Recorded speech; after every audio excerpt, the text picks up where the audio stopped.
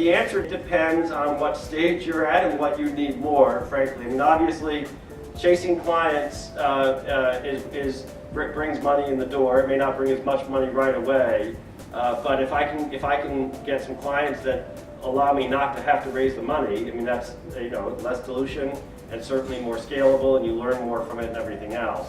I generally have preferred to be out in front of customers as much as possible. But sometimes you gotta get out there and meet with the investors. There's no choice.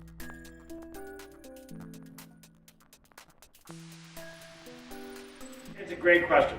I think it's natural to worry about a better funded competitor who is being more aggressive in their business practices and hiring faster, doing more, etc. And I think every business owner probably feels like you've got this great opportunity in front of you. You don't want to lose it. And there's several different considerations when you decide what to do about that, right? So, I'm not so sure. I'll tell you, just my personality. If I was the Groupon guys, but I don't know if I would have hit the gas as hard as they've hit it. I mean, it takes a lot of guts to hire 3,000 people and have 300,000 square feet of office space, and turn down a $6 billion offer. But they've got their eye on building a huge business that's absolutely the top of the industry. We have several competitors who have raised 5 times more capital than we have, and have a lot more employees than we have. And I think, well, that can be an asset, right? If you feel like this is a winner take all market, or there's just be a few people at the top, or if you feel like there's some window of time in which your brand has to become established, et cetera, et cetera. But I don't think that's the case for us.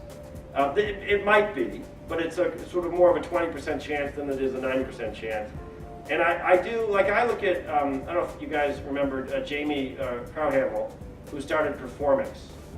Anybody remember that name? He's here in the Chicago market. Jamie started Performix, which was an affiliate marketing provider. And at the same time, there was Linkshare and Commission Junction were 2 other major players. They both raised over $100 million. And he raised a lot less than that. I don't know what it was exactly.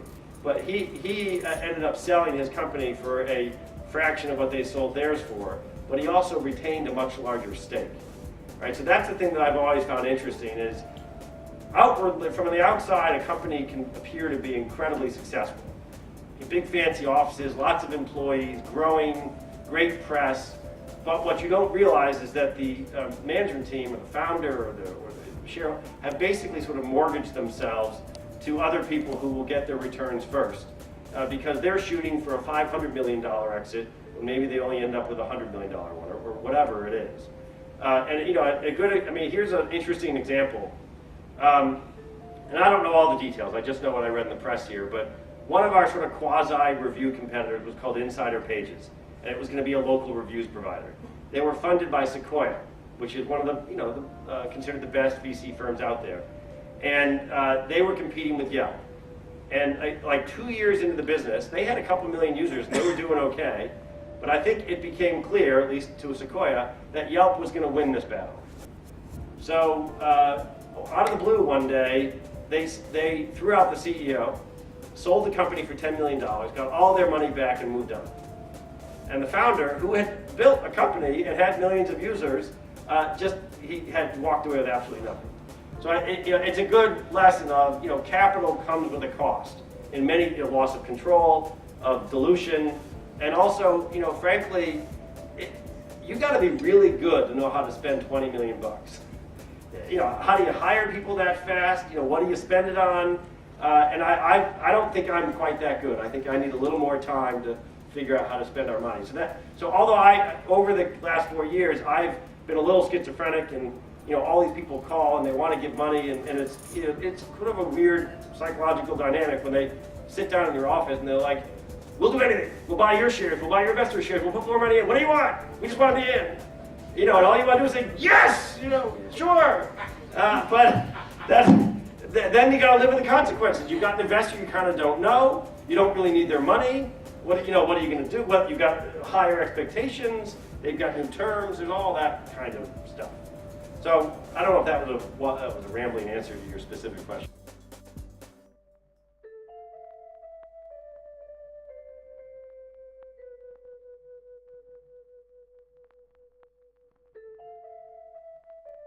Yeah, sure. We have missed a lot of opportunities, but not because of that rule. There's been, I look back and think, when the iPhone came out, should we have jumped on it immediately? Should we have done X and Y and Z and all those kind of things? I'm not real well schooled in sort of this latest movement called the lean startup, but I know there's people in Chicago who do meetings around it. It's a really, this whole idea of a minimal viable product and, really, really staying small and proving things before you invest in them and getting creative about it. You can't, you can't walk out of a talk like this and go all crazy and go in one direction or go in the other direction. But if it does nothing else, it gets you to think, let's see if we really want this in a month or two, or just even 2 weeks. Things may change.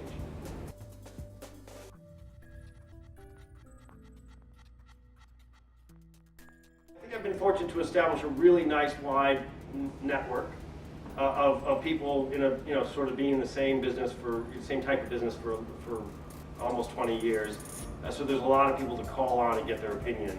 But I think the thing that I tend to look to the most is other actual examples of what is going on. So like as we sit here and come up with a mobile strategy or a strategy for Facebook. I reached out to somebody that I know that works at Facebook and somebody that's developed a very successful Facebook app and a few other people. But at the same time, it's like, all right, let me try to find as a user the best possible examples of applications on Facebook and exactly how do they work and how is the evidence there that it's really big.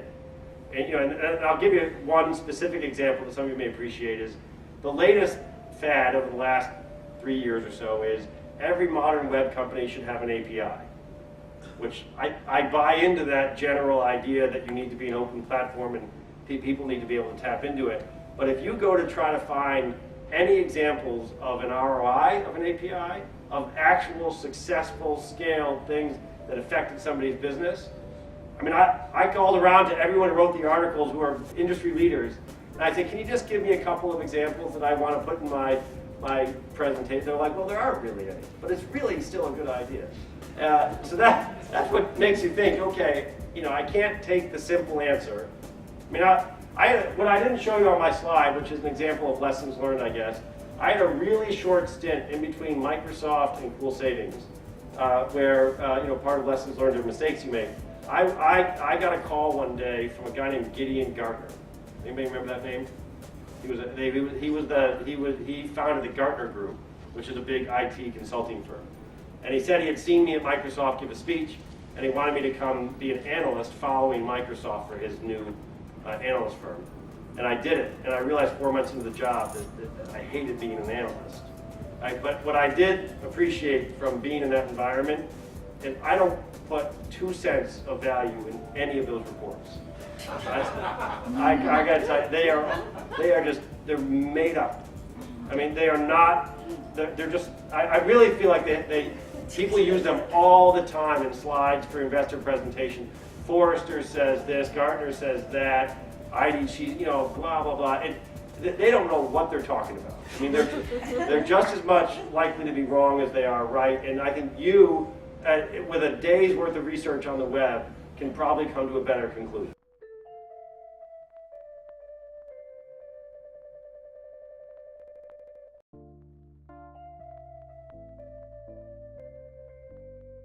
That's interesting, and I'll share some details with you there and even name names so you can appreciate it. So first thing, yes, I do have a board of directors, and for example, J.B. Pritzker was on the board originally. J.B.'s a very well-known guy, and when he said he wanted to be on the board, I was like, really? You got a lot going on. You sure you want to be on my little company board?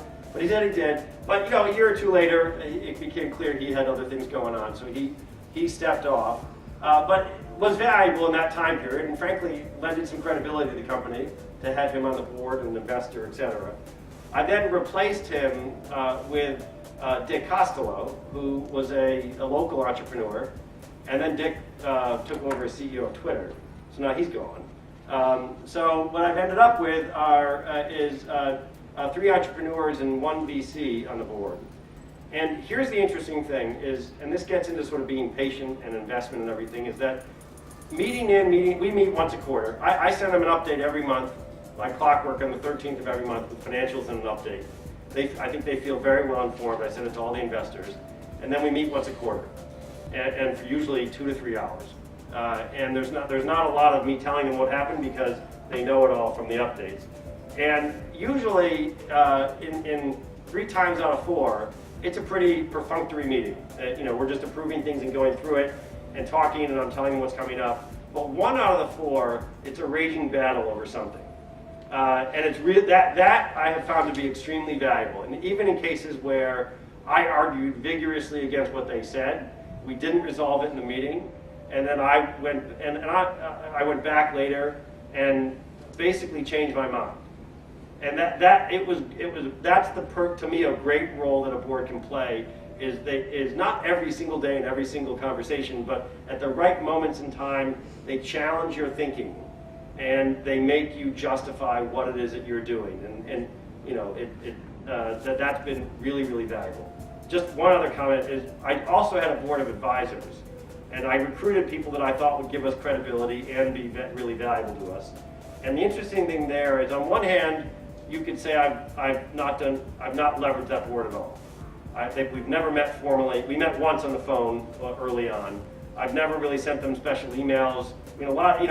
But each one of them, because of their association with us in some small way to them but significant way to us, has helped the company measurably throughout the 4 years. And that's what I like. So, like Esther Dyson is on our board of advisors, Jan Fulgoni from ComScore, and they don't have time for sort of formal bureaucratic meetings or presentations, etc. But you keep them up to date on what's going on. She's meeting Russian cosmonauts and going all over the world and doing crazy stuff. And every 9 months I'll get a call from her. Hey, you should talk to this person. And a lot of those things have ended up really being quite helpful.